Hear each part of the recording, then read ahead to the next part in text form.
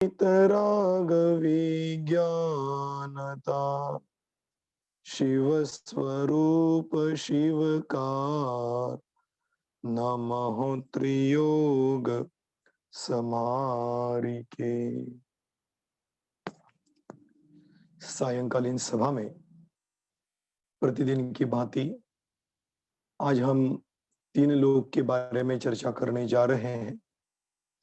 चर्चा को प्रारंभ करने से पहले व्हाट्सएप पे एक सवाल आया था, उसके बारे में अपन थोड़ी सी चर्चा करते हुए बढ़ेंगे। आज वैसे हमें चर्चा करनी है वह 3 लोग को वेष्टित किया हुआ या 3 लोग को ढका हुआ या 3 लोग को घेरे हुए जो वात वलय है, उनकी चर्चा आज हम करने वाले हैं। उसके पहले प्रश्न यह था, सागर से बहन जी ने प्रश्न पूछा है,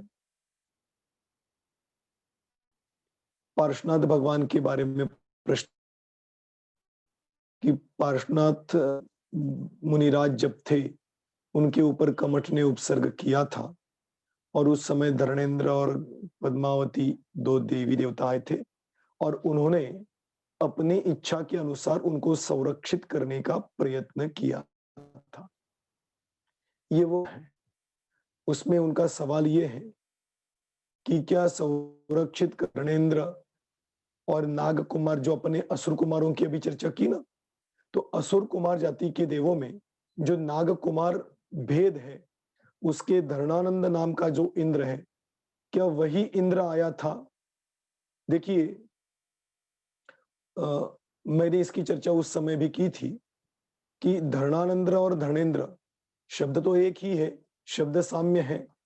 तो इस अपेक्षा से अपन यह कह रहे हैं कि वो धरणानंद और धरणेन्द्र, धरण इंद्र और धरणानंद, ये जो दोनों इंद्रों के नाम साम्य हैं, इस अपेक्षा अपन यह कह सकते हैं कि उनको संरक्षित करने के लिए भवनवासी देव थे। और दूसरा कारण यह भी मैं बताना चाहूंगा कि एक भाव पहले सर्प के रूप में थे। आपको तो ये मालूम है कि सर्प सर्पिणी के रूप में थे, तब पार्श्वनाथ के जीव ने उस अग्नि में, होम रूपी अग्नि में दहन होने वाली लकड़ियों में से उन नाग नागिन को बचाया था और धर्म का उपदेश दिया था। वास्तव में धर्म का उपदेश देने से पहले वो इतने जल चुके थे कि परिणामों में अति संक्लेश परिणाम उस समय अवश्य होंगे। लेकिन पार्श्वनाथ के जीव का उपदेश सुनकर, क्योंकि ये सुनते नहीं तो निश्चित रूप से संक्लेश परिणाम में ही उनकी मृत्यु होती, हुआ होता तो निश्चित रूप से नरक गति का ही अति संक्लेश भावते मर्यो, घोर श्वभ्र सागर में पर्यो।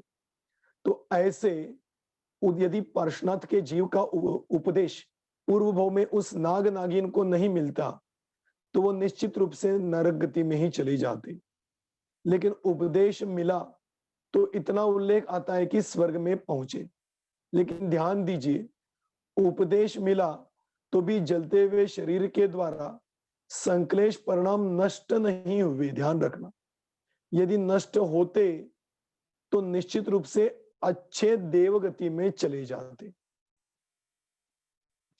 लेकिन उपदेश के द्वारा संपूर्ण संक्लेश परिणामों का अभाव नहीं हुआ होगा, इसीलिए वे भवनवासी देवों में उत्पन्न हुए होंगे। क्योंकि 2-3 साम्य भी मिलते हैं कि धरणानंद जो है उसके मुकुट का चिन्ह सर्प ही है, पूर्व में वो सर्प नाग नागिन थे, तो ये थोड़ा सा साम्य होता है। दूसरी बात, संक्लेश परिणाम से मरे, मतलब पूर्ण रूप से तो नहीं कह सकते, लेकिन संक्लेशों में भी मंदता आई होगी, लेकिन संक्लेश परिणाम तो संपूर्ण रूप से मिटे नहीं थे, इसलिए वो भवनवासी में चले गए होंगे। उसी समय आयु कर्म का बंध हुआ होगा तो वो भवनवासी में चले गए होंगे। इसलिए ये कुछ घटनाओं को देखते हुए कुछ सोचे या चिंतन करे तो ऐसा महसूस होता है कि धर्मेंद्र और धरणानंद ये दोनों एक ही होने चाहिए। इस प्रकार से ये भवनवासी देव होने चाहिए। अब दूसरा सवाल उन्होंने ये पूछा कि पार्श्वनाथ के जीव पर जो उपसर्ग हुआ वो किसने किया? भवनवासी देव ने किया कि व्यंतर देव ने किया? अब देखिए, उल्लेख तो ऐसा ही आता है कि व्यंतर ने उनके ऊपर उपसर्ग किया, क्योंकि कमठ नाम का ऐसा, अभी तो व्यंतरों की चर्चा अपन आगे करने वाले हैं, तो उसमें कमठ नाम का कोई का नाम उल्लेख तो नहीं मिलता है, लेकिन उल्लेख इस प्रकार से कहानियों में मिलते हैं कि व्यंतर ने उनके ऊपर उपसर्ग किया। तो उपसर्ग किया हुआ वह व्यंतर जाति का देव होगा, क्योंकि में भी अचाट शक्ति होती है। उपसर्ग करने योग्य जो भी वातावरण उसने बनाया था, वह देवगति के जीवों के अलावा सामान्य मनुष्य नहीं बना सकता। इसलिए देवगति का जीव तो था ही, लेकिन पूर्व वैमनस्य के कारण व्यंतरों को कुतूहल होता है। देखिए, ये बात तो नहीं होती कि हमेशा द्वेष के कारण ही होता है। कुछ बातें कुतूहल के कारण भी करते हैं और कुछ बातें पूर्वभाव के संस्कारों के द्वेष के उदय के कारण भी होती। इसलिए कमठ व्यंतर जाति का देव होना चाहिए था, ऐसा विचार है, लेकिन ऐसा कोई स्पष्ट उल्लेख है कि ये कमठ व्यंतर जाति के देवों का नाम है इसलिए वो व्यंतर ही होगा, ऐसा नहीं। लेकिन प्रथमान युग में पढ़ने में तो आता है व्यंतर देव था, इसलिए व्यंतर के द्वारा उपसर्ग किया हुआ होना चाहिए। ऐसे दोनों उल्लेखों का हम सुमेल बिठा सकते हैं। ठीक है, ये आपके प्रश्न और उसके जवाब। अब इसके अलावा भी किसी को कोई प्रश्न हो तो आप पूछ सकते हैं।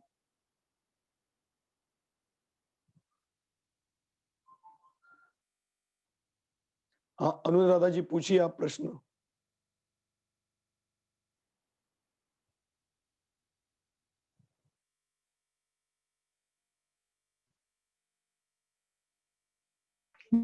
पंडित जी।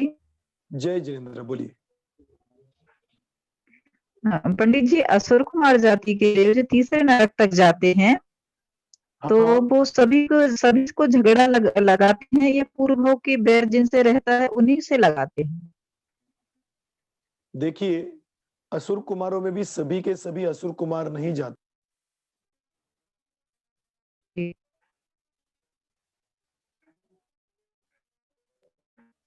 असुर कुमारों में भी 10 भेद है। उसमें अंबरीश आदि 2-3 जातियां हैं कि जो जातियां यह कार्य करती हैं, मतलब उन देवों को भी झगड़ा लगाना, इसमें वो आनंद महसूस करते हैं। वो असुरी वृत्ति कहते हैं ना, आपने कभी संस्कृत पढ़ा होगा या मराठी में तो होता ही है, हिंदी में भी होता है।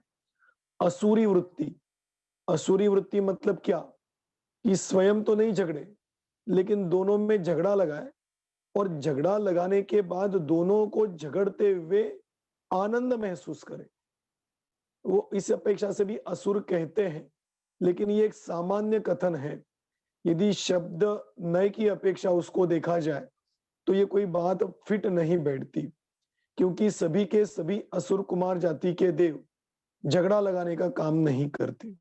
उसमें जो अंबरीश आदि जातियां हैं वो तीसरे नरक तक जाके नारकियों को एक दूसरे से भिड़ाते हैं।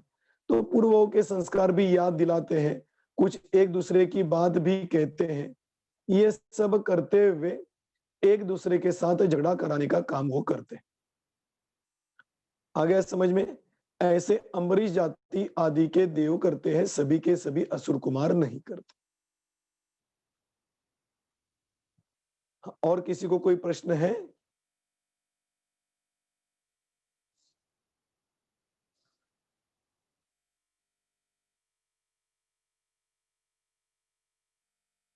चलिए, ऐसा लगता है नहीं है किसी को कोई प्रश्न, तो अभी अपन आगे का विषय प्रारंभ करें। अपना विषय तो भवनवासी देवों का तो कंप्लीट हो चुका है, व्यंतरों का अभी होने वाला है। उसके इसके बीच में अपने पास एक 3 दिन का समय है। मैंने परसों भी बताया था यदि कोई विशेष पहले घटी मतलब देखा हुआ उसके बारे में कुछ विशेष जानकारी लेनी हो तो वो विषय आप सुझाव दे सकते हैं। नहीं तो आज वात वाले योग की चर्चा करेंगे। कल मेरा विचार है मध्यलोक की चर्चा करेंगे और फिर परसों मध्यलोक की ही चर्चा करते हुए मतलब पूरा जो अपन ने 1 महीने तक की चर्चा की, उस महीने तक की चर्चा में हाँ, ये पुणे से जिन्होंने हाथ खड़ा किया है। हाँ, आपको कोई प्रश्न पूछना हो तो पूछ लीजिए।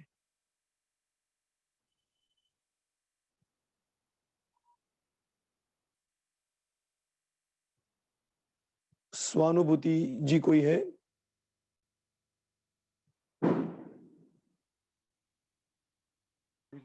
आश्रय, हाँ पूछिए। हाँ, ये प्रवचन और स्वाध्याय में किस तरह से हाँ। लगाएंगे? प्रवचन सुने, पूरे दिन में 3-4 प्रवचन सुने या हाँ, खुद हाँ। का स्वाध्याय करें? तो क्या करना चाहिए ये पूछना चाहते हैं आप कि उसमें से क्या योग्य है ये पूछना चाहते हैं? क्या योग्य है? ये मामा पूछना चाहते हैं। हाँ, क्या नहीं कोई योग्य बात। है? इस आवाज से पहचान गया मैं तो। हाँ, सुनिए, देखिए मैं कहता हूं जिसमें मन लगे वो करना चाहिए। कुछ दिन पहले वो संजीव जी के प्रवचन में मैंने सुना था और मेरा भी चिंतन था। वो विषय मैं आपको यहाँ पर बताना चाहूंगा। उसमें बात यह है कि त्रिलोक आदि की चर्चाएं आती है, करणानियोग की चर्चाएं आती है, जो सूक्ष्माति सूक्ष्म भी होती है। तो सवाल ये उत्पन्न होता है, मोक्ष मार्ग प्रकाश में उत्पन्न किया कि फिर इसको पढ़ने में बुद्धि क्यों लगाए? जहां पे द्रव्यानुयोग पढ़ के आसानी से समझ में आता है, वहां पे इसमें बुद्धि क्यों लगाए? क्या जरूरत है इतनी बुद्धि लगाने की? उसमें पंडित जी ने बहुत बढ़िया जवाब दिया, यदि आप इसमें बुद्धि नहीं लगाओगे तो कहां लगाओगे?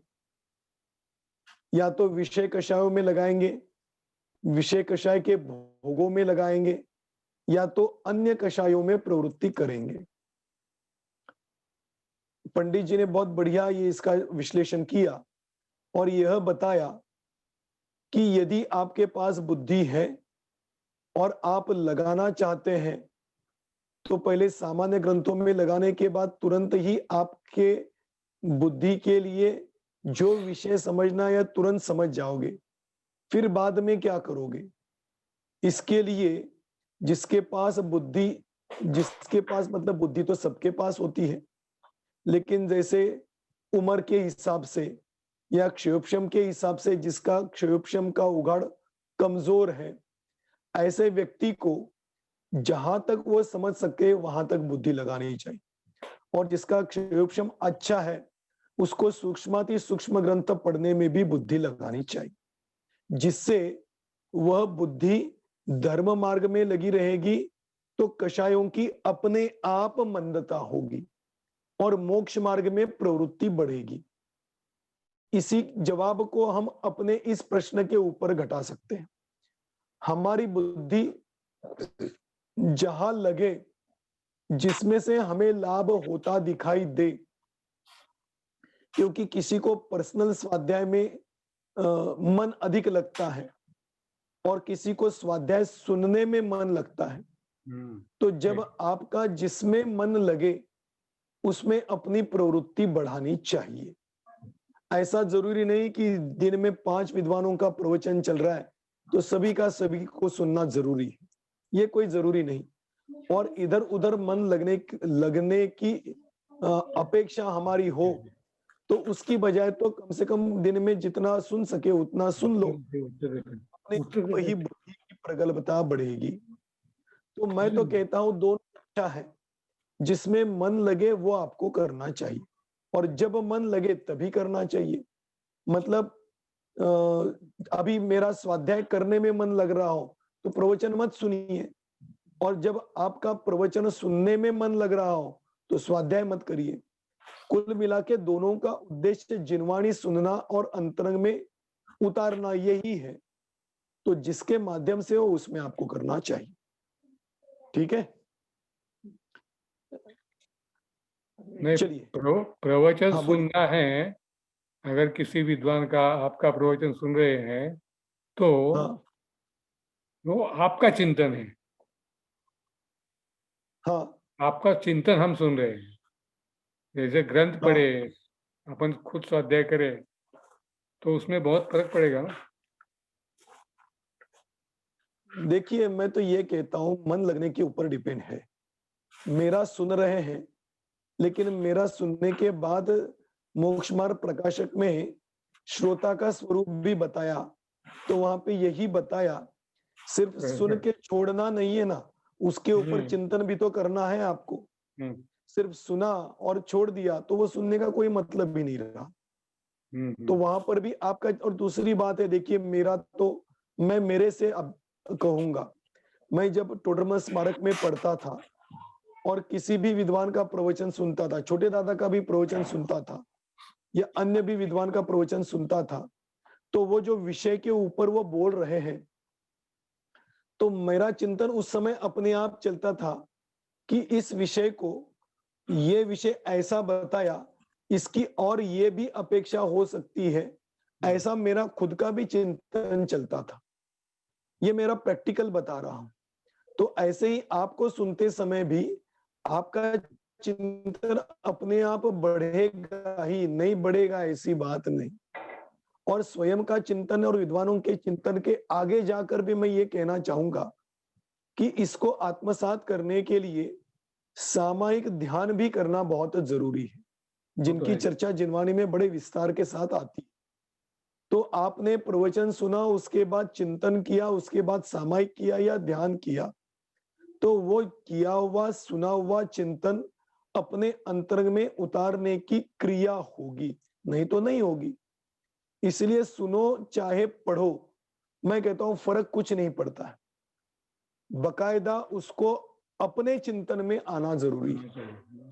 तो वो तो सुन के भी आ सकता है और पढ़ के भी आ सकता है, इसीलिए दोनों तरफ से हो सकता है। हाँ, ये बात जरूर है, आपको पढ़ना है समय सार और विद्वान बोल रहे हैं मोक्ष मार्ग प्रकाशक, तो आप उसका छोड़ के समय सार पढ़ लीजिए, या आपको पढ़ना है मोक्ष पान प्रकाशक, वो सुना रहे समय सार, तो आप मोक्ष मार्ग प्रकाशक पढ़ लीजिए।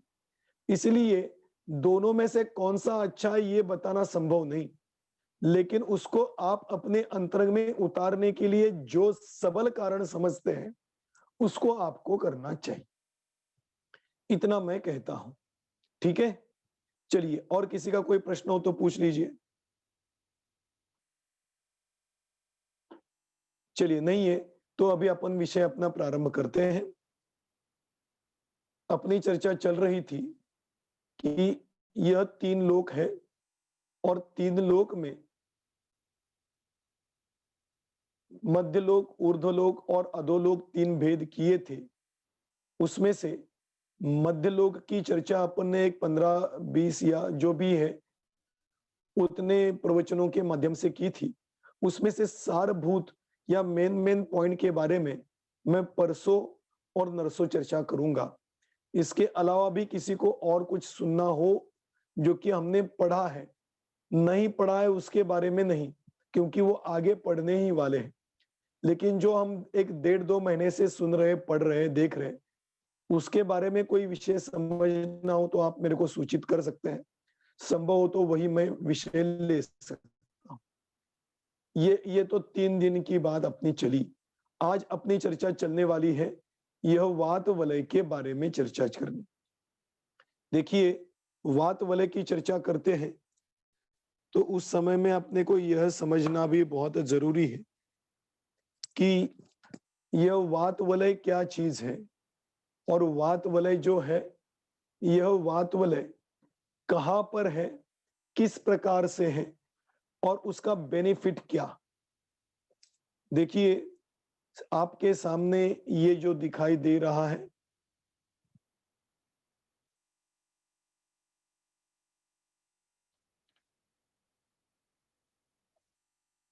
ये 3 लोक, इस 3 लोक को घेरे हुए ये वात वलय। देखिए, पहली बात तो यह समझे कि वात वलय मतलब क्या। कि जो वायु का एक घना भाग है और वह घना भाग जिस आकार को वेष्टित करता है, यहाँ पे उल्लेख है, जहां की चर्चा तिलोय पन्नति में पेज नंबर 113 और गाथा नंबर 271 में यहां से प्रारंभ किया। तो पहले गाथा के माध्यम से पढ़ेंगे और फिर अपन विस्तार की चर्चा करेंगे। सामान्यतः अध और ऊर्ध्व के भेद से जो 3 प्रकार का जग अर्थात लोक कहा गया है, उसका वर्णन हमने पहले पढ़ा। अब आगे वात वलय की चर्चा करेंगे। गोमूत्र के सदृश वर्ण वाला घनोदधि, मूंगे के सदृश वर्ण वाला घनवात वलय तथा अनेक वर्ण वाला तनुवात, इस प्रकार के ये तीनों वात वलय वृक्ष की त्वचा के सदृश लोक को घेरे हुए हैं। इनमें से घनोदधि वात वलय लोक का आधारभूत है, उसके पश्चात घनवात वलय, उसके पश्चात तनुवात वलय और फिर अंत में निजाधार आकाश। देखिए यहां पर बताया, ये चर्चा अपने बीच में भी एक बार की थी, आपको याद होगा तो, कि इस विश्व में अखंड रूप से अनंत रूप से यदि कोई द्रव्य फैला हुआ है तो वह है आकाश द्रव्य। उस आकाश का ना कोई ओर है ना कोई छोर है, ऐसा अनंत फैला हुआ आकाश द्रव्य है। इस आकाश द्रव्य में कुछ हिस्से में विश्व की कल्पना के लिए बताए गए 6 द्रव्य पाए जाते हैं। 6 द्रव्य पाए जाते हैं, जीव, पुद्गल, धर्म, अधर्म, आकाश और काल।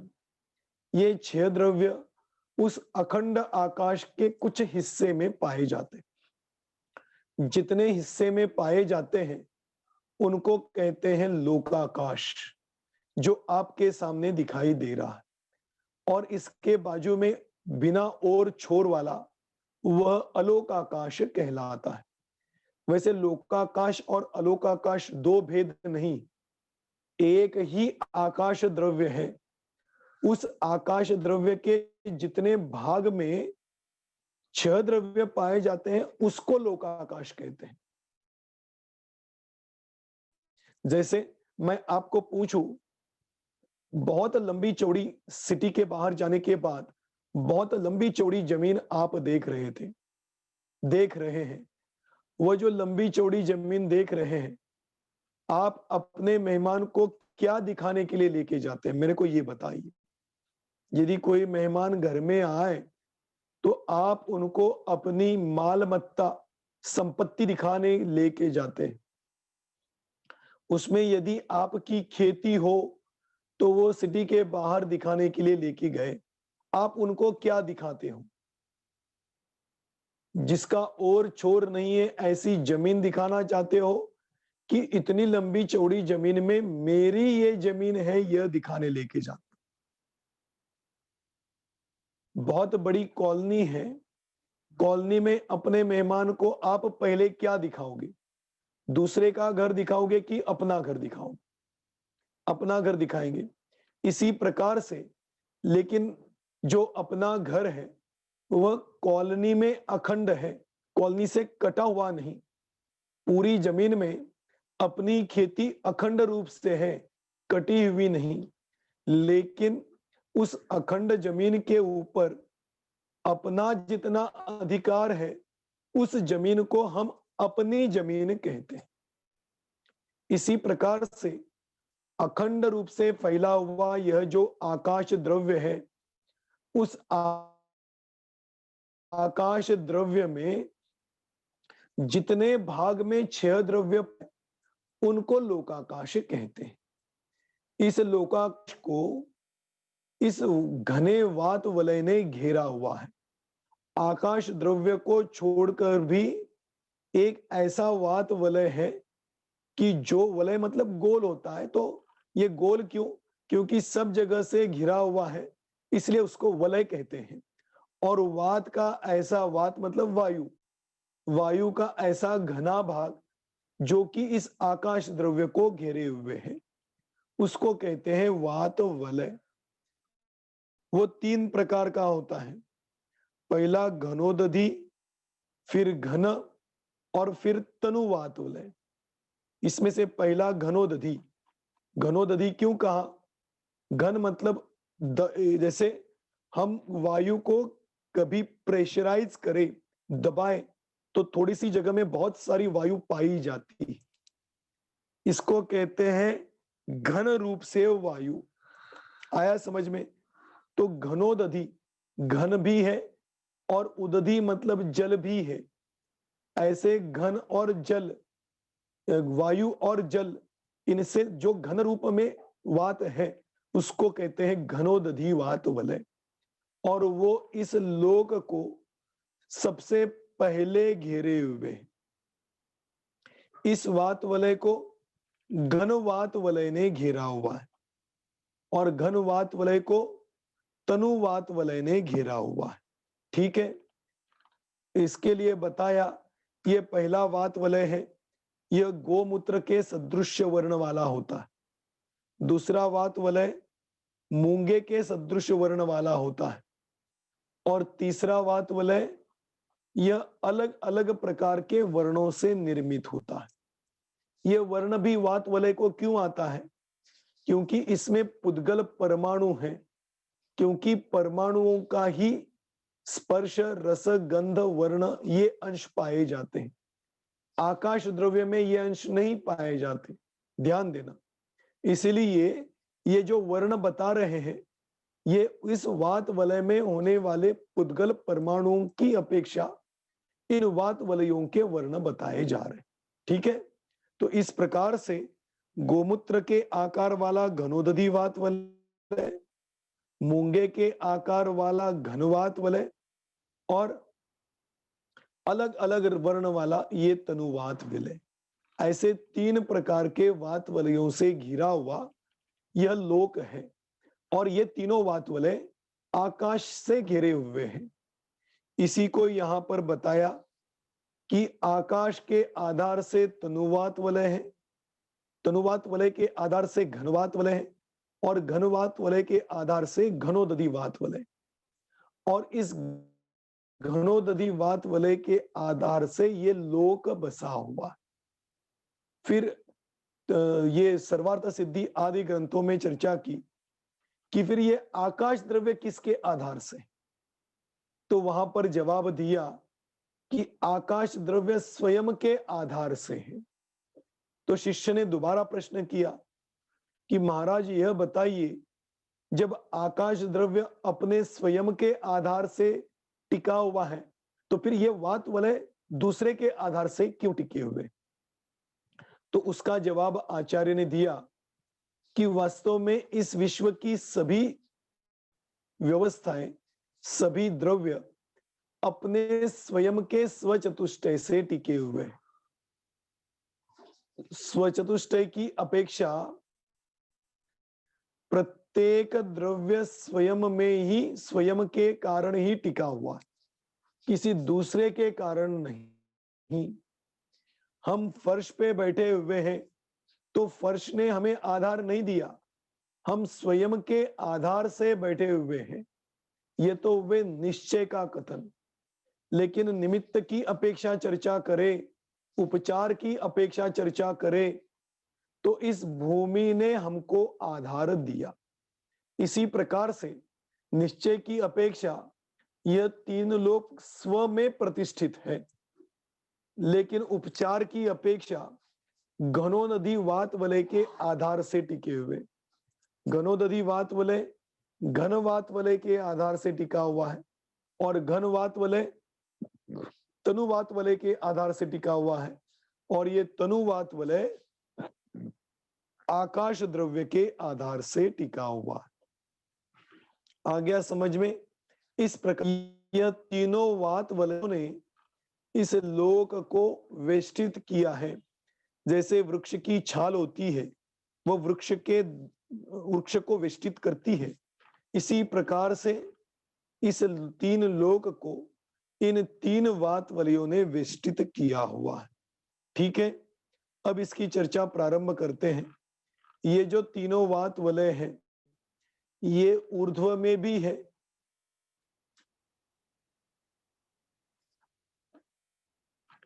फिर बाजू में भी है,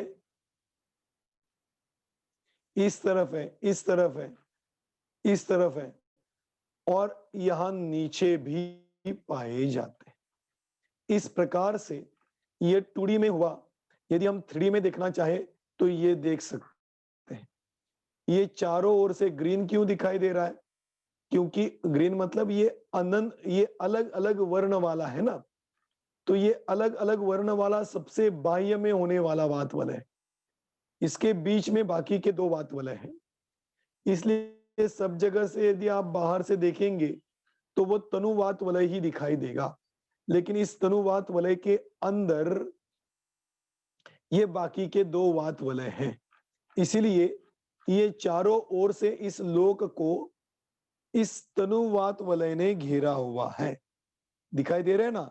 इस प्रकार से तीनों तरफ से इस तनुवात वलय ने घेरा हुआ है। ठीक, अब इसकी थोड़ी चर्चा करते हैं।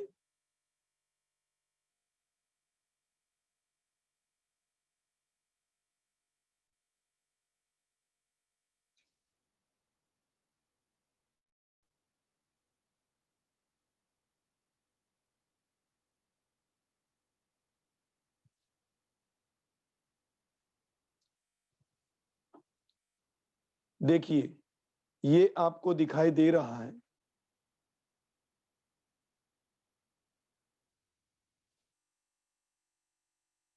ये जो आपको दिखाई दे रहा है ये है इस लोक का ऊर्ध्व भाग। ये देखा ना, ये लोक का ऊर्ध्व भाग। इस ऊर्ध्व भाग में यह आपको दिखाई दे रही है, यह त्रस नाड़ी, और ये ऊपर का भाग 7 राजू वाला। इस 7 राजू को वात वलय ने चारों तरफ से घेरा हुआ है।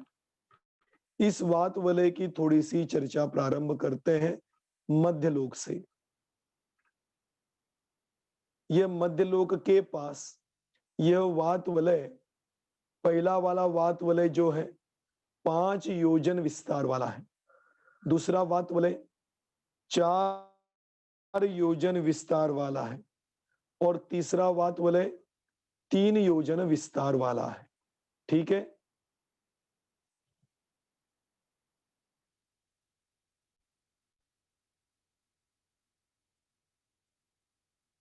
देखिए एक एक की चर्चा अभी अपन प्रारंभ करते हैं। ये पहला एक तरफ होने वाला वात वलय, जितना प्रमाण 5 योजन, 4 योजन, 3 योजन है, उतना ही प्रमाण इस वात वलय की दूसरी तरफ का भी है। 5 योजन, 4 योजन और 3 योजन, ऐसे दोनों तरफ से यह वात वलय इस मध्य लोक को घेरे हुए।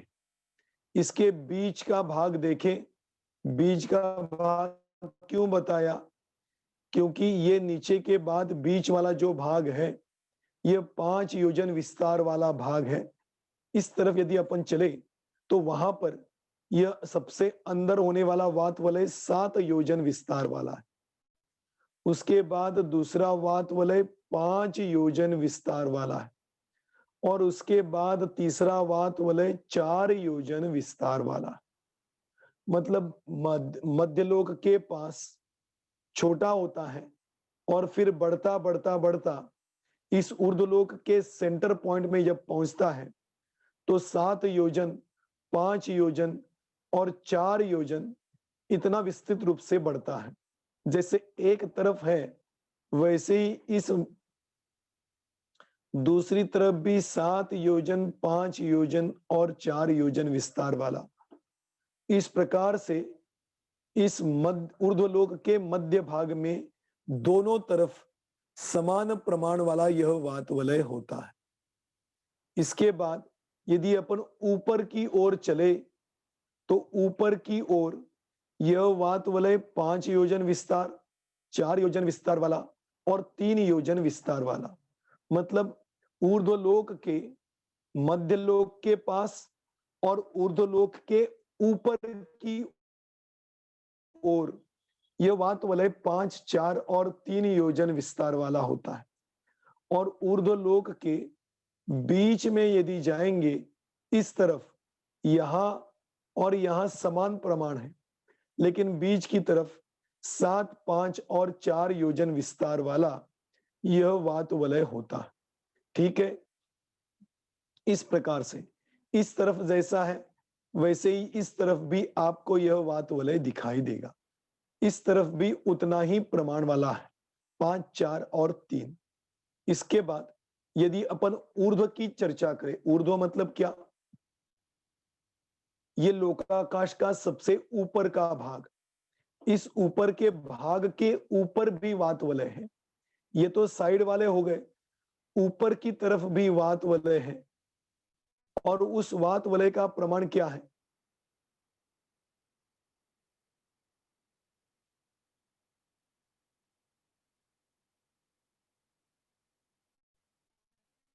देखिए, सबसे अंदर वाला वात वलय 2 कोस वाला है, घनोदधी वात वलय। घन वात वलय 1 कोस वाला है और तनु वात वलय 1575 धनुष। कभी आप पढ़ेंगे तो इसको आपको 2 प्रकार से कथन मिलेगा। एक जगह होगा 2 कोस 1 कोस, और एक तरफ ऐसा कथन मिलेगा इस कोस को धनुष में कन्वर्ट करते हैं। 1 कोस 4000 धनुष का 1 कोस हुआ, तो 8000 धनुष का 2 कोस हुआ। ऐसे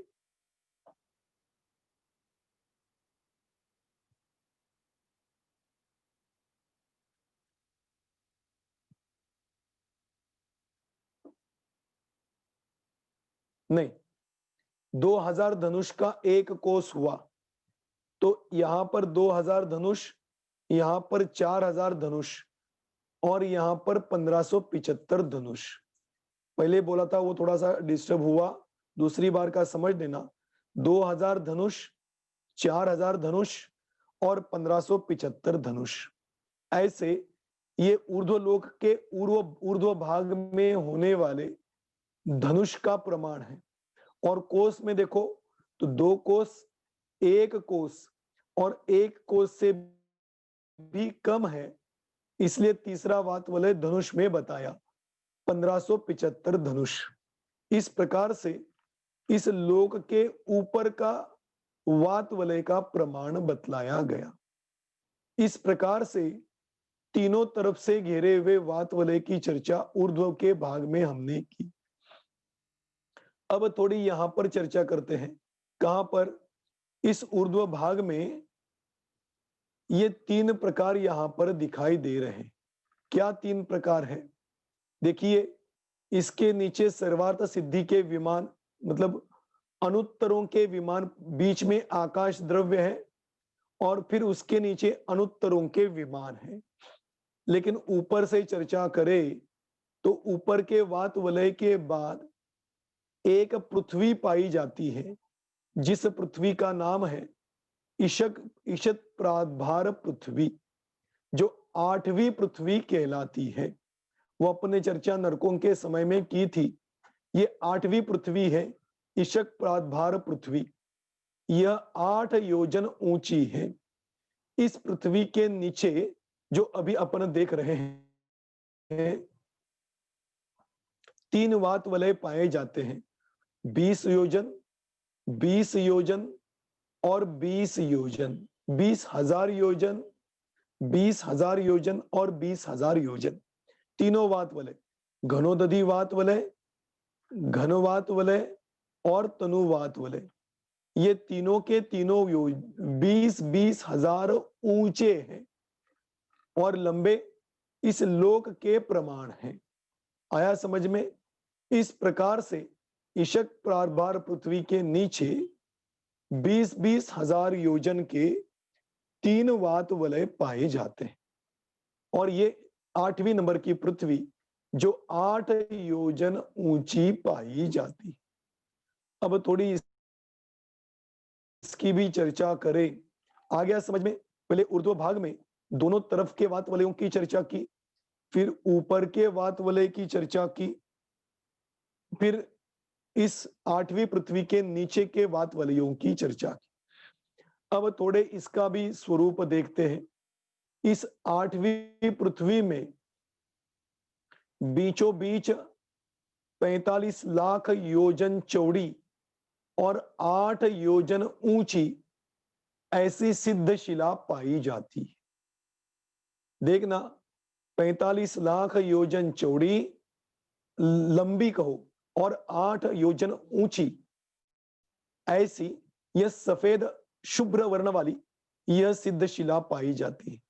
इस सिद्ध शिला के बारे में 2 उल्लेख आते हैं कि यह जो आपको अर्धचंद्राकार दिखाई दे रही है इस प्रकार से, और राजवार्त में यह उल्लेख भी आया है कि यह उल्टी होती है।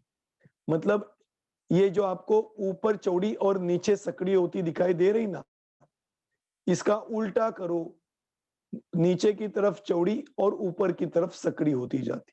2 उल्लेख आते हैं, लेकिन यहाँ की अपेक्षा अपन यदि त्रिलोकसार त्रिलोक परिणति की अपेक्षा चर्चा करें तो ऊपर चौड़ी है और दोनों तरफ कम होती होती यहाँ पर 0 पॉइंट में आती है, इसलिए इसको कहते हैं अर्धचंद्राकार। ऐसे अर्धचंद्राकार यह सिद्ध शिला 45 लाख योजन विस्तार वाली होती। इस प्रकार से यह वात वलय सामान्य 2D में देखा। अब 3D में इसकी चर्चा अपने को करनी है। वो कैसा दिखाई देगा, उसकी सिद्ध शिला कैसी दिखाई देगी। अर्धचंद्राकार तो है, लेकिन अर्धचंद्राकार का क्या मतलब, कैसा है ये अर्धचंद्राकार, इन सब की चर्चा हमें यहाँ पर करनी है। लेकिन अभी आज का समय तो हो चुका, अपन इसकी चर्चा कल करेंगे, इसके आगे का विस्तार भी कल देखेंगे और उसके बाद मध्यलोक का सामान्य रूप से कथन देखेंगे। इस प्रकार से आपको दिखाई दे रही है ये वात वलयों की व्यवस्था है। अब ये किस प्रकार से दिखाई देता है, उसका क्या स्वरूप है, सिद्ध शिला कैसी है, यह सब आपने को 3D में देखना है। ये आपको सामान्य रूप से यहाँ पर दिखा रहा हूं, लेकिन ये सब अपने को कल चर्चा करनी है। आज अपना समय हो चुका, यहीं पे विराम लेते हैं। जय बोलो महावीर भगवान की जय। अभी अपने को अरुण जी भाई साहब का बहुत मार्मिक प्रवचन सुनने के लिए मिलने वाला है। आप सब इसका लाभ अवश्य लेवे। कल इसी समय पे जो अपना समय है, इस समय में इसके आगे की चर्चा प्रारंभ होगी।